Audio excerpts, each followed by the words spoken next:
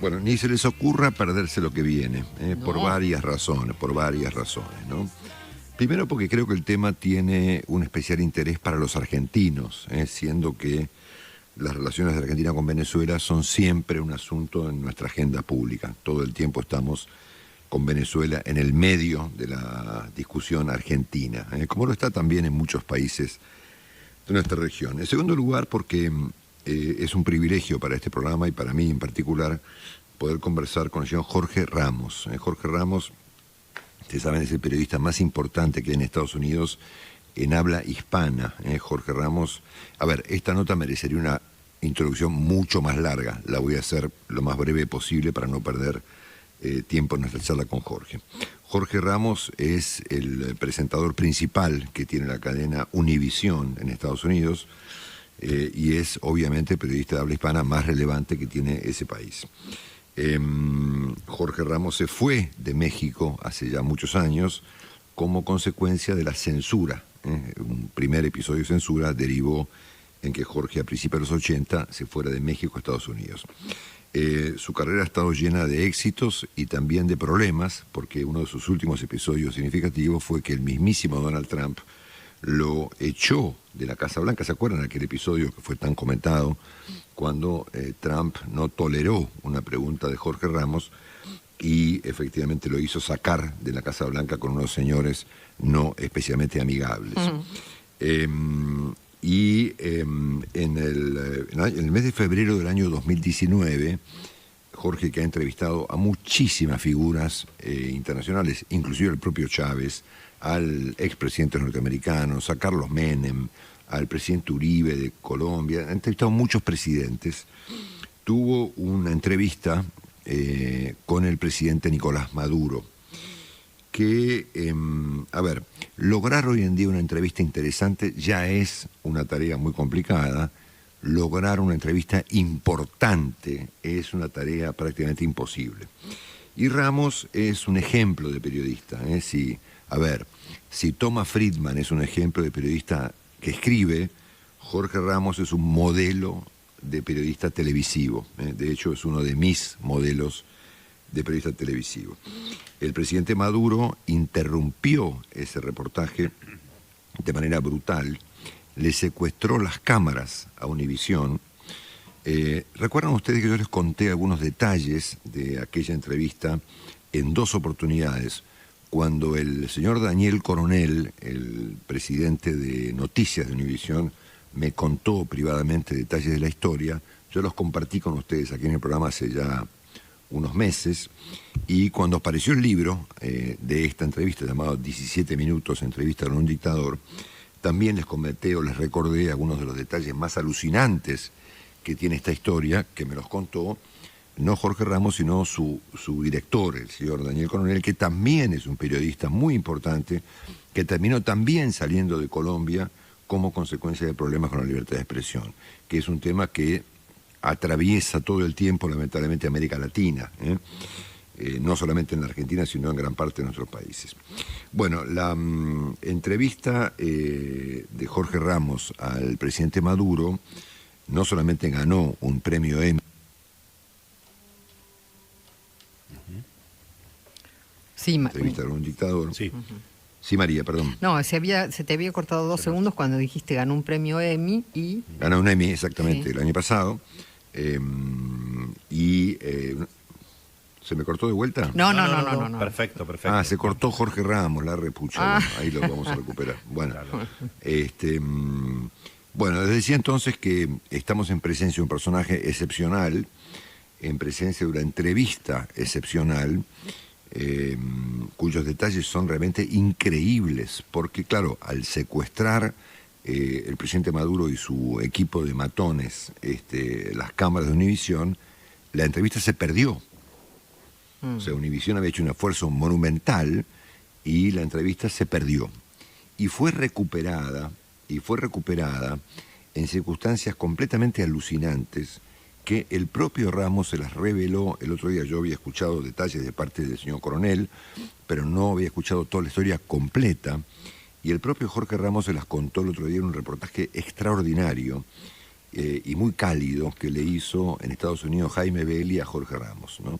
Donde fue la propia gente de Maduro la que finalmente le facilita a Univisión la recuperación de la entrevista, que es puesta en el aire, obtiene el Emmy y se convierte en este libro maravilloso llamado 17 minutos, entrevista con un dictador.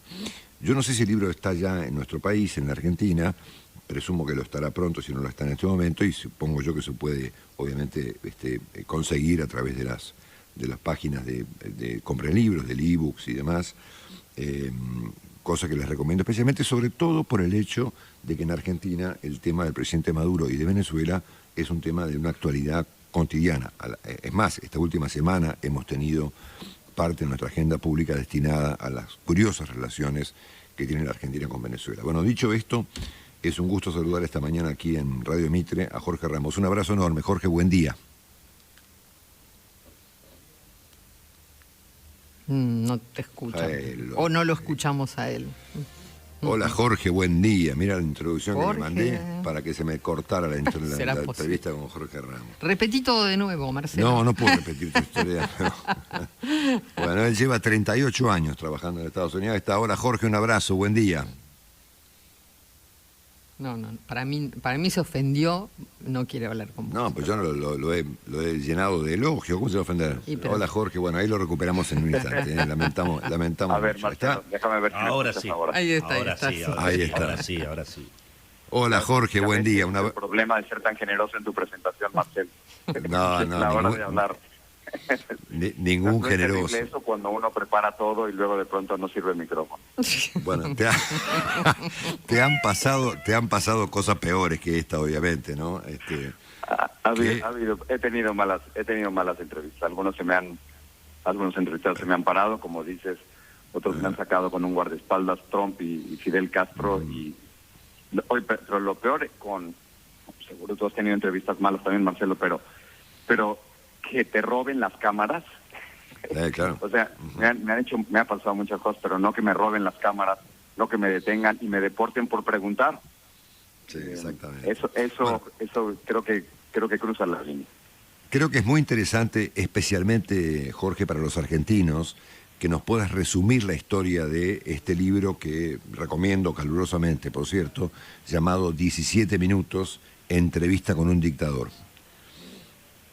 Lo que pasa es que, tú lo decías, ¿cuántas veces tienes la oportunidad de entrevistar a un dictador? Yo me he pasado toda mi vida diciendo que la principal responsabilidad social de los periodistas es cuestionar a los que tienen el poder.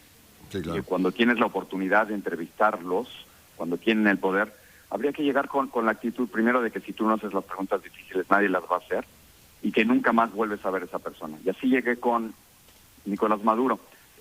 A principios del 2019, Maduro estaba muy vulnerable. No sé si te acuerdas que Donald Trump le había mentido a los venezolanos al decirles que todas las cartas estaban sobre la mesa. Juan Guaidó, presidente interino, tenía el apoyo de 60 países. Maduro le acababa de dar una entrevista a Jordi Évole de la televisión española y a la BBC. Y de pronto, después de años de solicitar la entrevista, llamamos, nos dicen, vénganse a Caracas.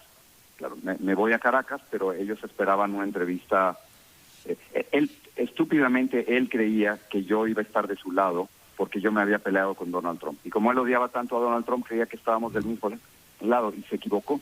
No hicieron su tarea, no vieron las entrevistas que había hecho antes con Hugo Chávez. Y la primera pregunta era básica, que era, usted no es el presidente legítimo, usted es un dictador, ¿cómo le llamo? Pensamos varias formas de hacerlo. Otra pregunta hubiera sido, ¿por qué no se va? Pero yo no tengo tanto tiempo como ustedes en la radio y en la televisión me iban a dar 15 minutos y yo tenía que estudiarlo rápidamente, ver su lenguaje corporal y hacer una pregunta dura al principio para establecer el ritmo y el tono de la entrevista. Y al final, después de 17 minutos, se levanta, trata con su mano de tapar un video donde yo le muestro que hay unos jóvenes comiendo de un camión de basura en Caracas. Eso pasa en Buenos Aires y en México y en Miami y en todos lados. Sí, pero cuando tú presumes que tu revolución ha cambiado las cosas, eso demuestra que ha fracasado. Y luego, por supuesto, nos roban la cámara, nos roban las cámaras, las tarjetas de video, me detienen por un par de horas, me me llegan una orden de deportación y al día siguiente, con la ayuda de la Embajada de Estados Unidos y de México, vamos en unas camionetas que nos llevan al aeropuerto y me deportan de Venezuela. Que vos sabés que a Jorge Lanata le ocurrió, sabés quién es Jorge, por supuesto, le ocurrió algo similar en el aeropuerto, ¿no? Él fue con su programa PPT y sus cámaras detenido en el aeropuerto de Caracas y sus cámaras también secuestradas, pero él no había llegado a hacer una entrevista con Maduro, ¿no? En tu caso el tema había ido más lejos, ¿no es cierto? Y fíjate, aquí lo interesante es que no nada más pude entrevistar a Maduro e hice la entrevista que yo quería, porque muchas veces llegas y no sale la entrevista que uno quiere, pero Maduro creo que no se esperaba primero que cuestionara su legitimidad, que será todos los entrevistados, y tú lo sabes perfectamente, todos nos rompemos en algún lado. Hay un lugar donde te quiebras, donde tienes una contradicción. La de Maduro era clarísimo. Él no es un presidente legítimo, es un dictador, ha asesinado, es responsable de cientos de muertes, si no miles, tiene cientos de prisioneros políticos, ha hecho fraude para estar donde se encuentra. En fin, había muchos lugares donde tocarlo, ¿no? Pero el problema de ellos es que, y como ocurre en muchas entrevistas, ellos graban, Marcelo, una entrevista paralela a la mía. Yo tengo 3 fotógrafos y ellos ponen sus 3 cámaras junto a mis 3 cámaras y van grabando al mismo tiempo, switchando, le decimos aquí en inglés, la misma entrevista. Yo me di cuenta porque antes de mi entrevista hubo otra de la cadena ABC y yo me daba cuenta cómo ellos estaban grabando esa entrevista. Muy bien, mi entrevista, la que nosotros grabamos, la destruyen, es lo que yo creo, ¿no?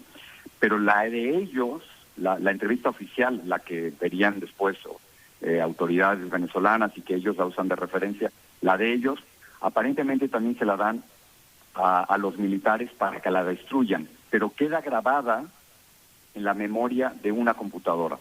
Bueno, hay una traición en Palacio y 3 funcionarios muy cercanos a Nicolás Maduro recuperan esa entrevista y nos la hacen llegar después. Esa es la entrevista que meses después puedo recuperar y público. Claro, lo que se vio públicamente en el fondo no fue tu entrevista, sino la entrevista grabada, donde estabas vos, por cierto, por ellos, por ellos mismos. Esa historia yo la conté aquí al aire hace un largo tiempo, porque tuve el privilegio de que Daniel Coronel, el presidente de Univisión, me lo contó privadamente. Y a mí me pareció una historia tan extraordinaria que compartí con los oyentes de Radio Mitre parte de la historia, ¿no? Donde hubo efectivamente una traición, porque obviamente tu entrevista, tal vez la más relevante de tu gigantesca trayectoria, se había perdido. Imagínate, o sea, tanto esfuerzo, porque yo podría hoy llegar aquí y decirte, Marcelo, tuve una gran entrevista con Nicolás Maduro y le pregunté por qué era un dictador, y le di la lista de presos políticos, le dije que es responsable de cientos de asesinatos. Tú me hubieras dicho, Jorge, te felicito, pero no sé. No lo he escuchado, seguramente te creo, pero no sé. ¿No? Ese es el problema. Y aquí teníamos la entrevista de ellos. De hecho, al final de la entrevista, lo pueden encontrar en YouTube y en todas las redes sociales, al final de la entrevista sale un marcador o un letrero que dice Palacio de Miraflores. O sea que fue la entrevista grabado por él. Ahora, esta traición es importante porque si ellos traicionan a Nicolás Maduro por una entrevista, esto sugiere que puede haber algún tipo de traición dentro del mismo gobierno venezolano para salir adelante. La dictadura venezolana tiene que terminar de alguna forma. Con la dictadura de Pérez Jiménez antes en Venezuela hubo una traición también por parte de los militares. Los venezolanos necesitan algo distinto, mucha presión internacional. Ya me contarás ustedes de la relación de Argentina con Venezuela, y hay países como México, de donde yo soy, que es inaceptable que todavía no se atrevan a denunciar las violaciones a los derechos humanos en Venezuela, Nicaragua y Cuba, por mencionar otros 2. Sí. Contanos, Jorge, un tema de interés para los argentinos, ¿qué te llevó a hacer un libro con esta historia y qué hay dentro de ese libro? Bueno, lo que ocurre es que en radio y en televisión hay muchas cosas que se te quedan atoradas en la garganta y en el estómago, cosas que no puedes contar, el antes y el después, y muchas veces lo que ocurre antes y después suele ser más interesante que lo que ocurre en la misma entrevista. Y aquí, te voy a ser muy sincero, después de meses de pandemia, me puse a escribir el libro. Tenía una asignatura pendiente, no quería que se perdiera la historia. Y luego creo que resume un poco mi filosofía periodística. Creo, como te decía, que los periodistas tenemos dos responsabilidades. Una, reportar la realidad tal y como es, no como quisiéramos que fuera. Si es rojo, decimos que es rojo, y si 20 mueren, decimos 20. Pero luego, la otra es cuestionar a los que tienen el poder. Y eso quería escribirlo ahí. Creo que hay ciertas veces, y esto a lo mejor es controversial para algunas escuelas de periodismo, ciertas veces en que los periodistas no debemos ser neutrales. Y en casos de racismo, de discriminación, de corrupción, de mentiras públicas, de violación a los derechos humanos, de dictaduras, los periodistas debemos tomar partido. Yo sé que esto choca contra la idea de objetividad en algunas escuelas de periodismo, pero mientras más recorro esta carrera, más me doy cuenta que esa es precisamente, para eso sirve el periodismo. Creo en el periodismo como un servicio público, y si nosotros no hacemos ese servicio público, entonces le estamos fallando a la democracia. Así que quería escribir todo. Sin duda. Claro. Vos sabés que en este momento en particular, Jorge, Argentina retiró su parte de la demanda que el Grupo de Lima presentó ante la Corte Penal Internacional contra estas violaciones que vos estás recordando, digamos, básicamente, bajo el argumento que presentó el presidente Fernández hace una semana y media aquí en la Ciudad de Buenos Aires, de que bueno, que finalmente las violaciones a los derechos humanos en Venezuela se habían ido yendo, ¿no? Que paulatinamente habían terminado y que por lo tanto ya la demanda no era necesaria, ¿no? Y este es un ejemplo de tantos que Argentina presenta cotidianamente acerca de sus particulares relaciones con Venezuela, ¿no? Sí, presidente Fernández, eso no es cierto. Presidente Fernández, en Venezuela hay cientos de prisioneros políticos actualmente. Hay reportes de violaciones a los derechos humanos, hay reportes de torturas por parte del gobierno de Nicolás Maduro. Las elecciones en las que Nicolás Maduro llega a la presidencia están repletas de fraudes con evidencia. Presidente Fernández, es una pena de verdad que hagan eso y que no escojan el lado de la defensa de los derechos humanos. Es una pena que eso ocurre en México y ocurre con otros gobiernos. Y esto es realmente penoso, Marcelo, porque sin la presión internacional, no solo de Estados Unidos, sin la presión internacional y sin la presión interna, la democracia venezolana nunca va a regresar. Y no es justo, no se vale pedir democracia para los argentinos y para los latinoamericanos y no pedir democracia para los venezolanos. No entiendo esa complicidad, a veces silenciosa y a veces no tanto, de tantos gobiernos con las dictaduras. ¿Qué les pasa? ¿Qué les atrae? ¿Por qué ese temor a enfrentar a los dictadores? Y ustedes que han tenido una historia larguísima de violaciones, sí, claro, a los derechos humanos. Sin duda. Es impensable. Es inverosímil. Bueno, le recomendamos a nuestros oyentes, obviamente, que compren el libro, que vale la pena leerlo, que es alucinante, y la entrevista está famosa. Si alguien se la perdió, obviamente está en YouTube, se la puede ver, la entrevista de Jorge Ramos a Nicolás Maduro, que terminó obteniendo el año pasado un muy merecido premio Emmy, donde yo fui víctima también tuya, Jorge. Entre tus víctimas estoy yo. Me gustaría que nos cuentes, porque los argentinos creo que merecen saber la historia, es muy interesante, tu última aventura con el presidente Trump, que te mandó unos tipos no especialmente amigables, ¿no? No soy amigo del presidente Trump, pero un poco es la idea, Marcelo, y tú lo haces todo el tiempo también, es la idea de que en ciertas ocasiones, no siempre, esta es una conversación para sacar información, para conocer a alguien, pero claro, hay veces en las que se dan esas entrevistas y esos momentos únicos. Con el presidente Donald Trump, cuando era candidato a la presidencia en el 2015, él había dicho que los inmigrantes mexicanos, y yo soy un inmigrante mexicano en los Estados Unidos, éramos criminales y violadores. Así lo dijo. con absoluto racismo y desparpajo, no le importó, ¿no? Y entonces lo que pensé es, voy a perseguir a Donald Trump para que me dé una entrevista y para cuestionarlo.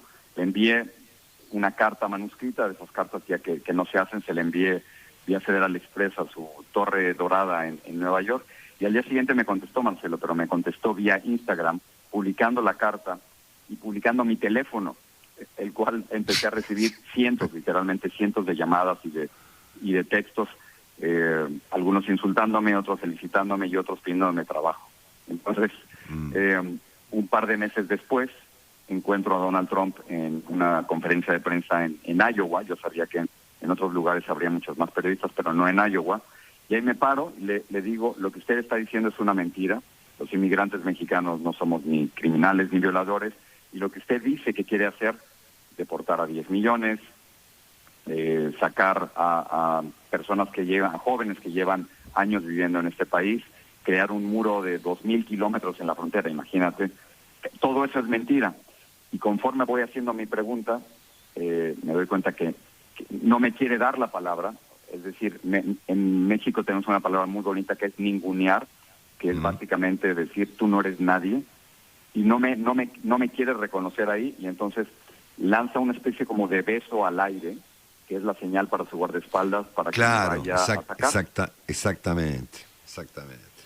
Entonces con ese movimiento de boca para un guardaespaldas frente a mí y me sacan de la conferencia de prensa. Y la historia después, que casi nadie la sabe, es que él se da cuenta, es un tipo muy listo, o sea, es un tipo muy racista, pero es un tipo muy listo. Y él se da cuenta que comete un error y luego me manda a llamar otra vez y puedo terminar de hacer mi pregunta, pero eso ya no importó. Aquí el gesto autoritario es el de sacarme, y debimos haberle hecho caso a eso, a ese Trump autoritario racista, que ya lo teníamos como candidato, pero que muchos no lo quisieron ver. Dijeron, no, es que tú eres latino, tú no entiendes la sensibilidad americana, no es cierto, Trump va a hacer otra cosa, y no lo fue, no nos hicieron caso. Jorge, te hago una pregunta final de un tema que nada que ver con estos casos particulares de Maduro o de Trump, que tiene que ver con un planteo que hizo el presidente Biden hace ya un tiempo, desde que asumió hasta unos cuantos días después, insistió con el riesgo de las autocracias, ¿no? Esto es, de cómo las democracias, inclusive de nuestros propios países, pueden transformarse en otra cosa, ¿no es cierto? Yo he hablado bastante de eso aquí en el programa y en CNN inclusive, porque es un tema que me parece muy relevante, y quiero saber si te preocupa a vos también esta perspectiva, esta posibilidad, este riesgo de que las democracias empiecen a autoflagelarse e incluso a autodestruirse. Yo creo que uno de los principales problemas que tenemos en América Latina es la enorme desigualdad. Vivimos en el continente más desigual del mundo, donde algunos pocos acumulan mucho y la mayoría vive en pobreza. Y yo creo que hay una seria desilusión con la democracia en nuestro continente. Creíamos después ustedes de pasar una dictadura y violaciones, y nosotros después de vivir pobreza y un sistema autoritario de 70 años en México, por ejemplo, y así las historias se repiten en cada lugar. Creíamos que la democracia nos iba a sacar adelante, y la democracia nos ha servido de mucho, por supuesto, pero no ha resuelto muchos de nuestros problemas sistémicos, ¿no? Particularmente económicos y de pobreza y desigualdad. Y entonces yo creo que esta desilusión con la democracia ha hecho que algunos que han llegado al poder con los votos de pronto se vayan transformando. Recuerdo, te doy un ejemplo pequeñísimo, a Hugo Chávez, lo entrevisto a finales de 1998, y él me promete que se va a quedar solo 5 años en el poder, que no va a confiscar medios de comunicación ni ninguna empresa. Y me miente en la cara. Pero esta idea de llegar al poder con los votos, legítimamente, como lo hizo Hugo Chávez en el 98, y después convertirse en regímenes autoritarios, cambiar las constituciones. Hay el temor de que esto ocurra en El Salvador, por ejemplo, con Nayib Bukele. En México yo no lo creo. Claro, algunos creen que podría ocurrir con con el presidente López Obrador. Yo no creo que el presidente López Obrador haría algo así. Tenemos una historia larguísima que en donde hay un rechazo a la reelección. Pero sí, me preocupa cuando los presidentes llegan legítimamente y de pronto son autoritarios y luego se quieren eternizar en el poder. Esa es una historia muy latinoamericana y desafortunadamente se está repitiendo mucho. Sin duda. Bueno, vos sabés que he leído un reportaje que te hizo el diario El País de Madrid hace nada, como fin del año pasado, donde muy interesante, publicado un domingo con gran despliegue por El País de Madrid, donde reconociste ser, desde el punto de vista periodístico, un dinosaurio, ¿no? Es decir, un antiguo.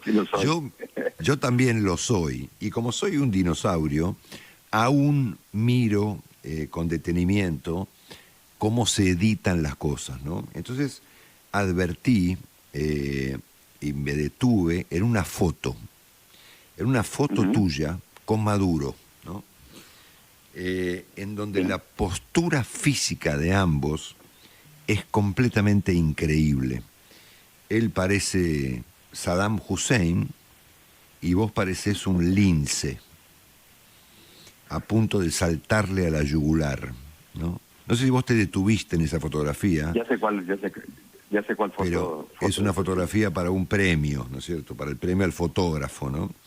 El lunes, que vamos a tener oportunidad de conversar largamente para CNN, vamos a arrancar nuestra conversación con esa fotografía y vos vas a tener que contar a qué responde semejante actitud física tuya frente al gigantón, como diría nuestro amigo Jaime Bailey, del señor Maduro. Así lo haremos. Pero te doy un adelanto, que es cuando él me dice, no hay prisioneros políticos en Venezuela, y le digo, no es cierto, aquí está la lista. Tengo la lista de 400, lleva el nombre de 402 prisioneros políticos, ¿no sé?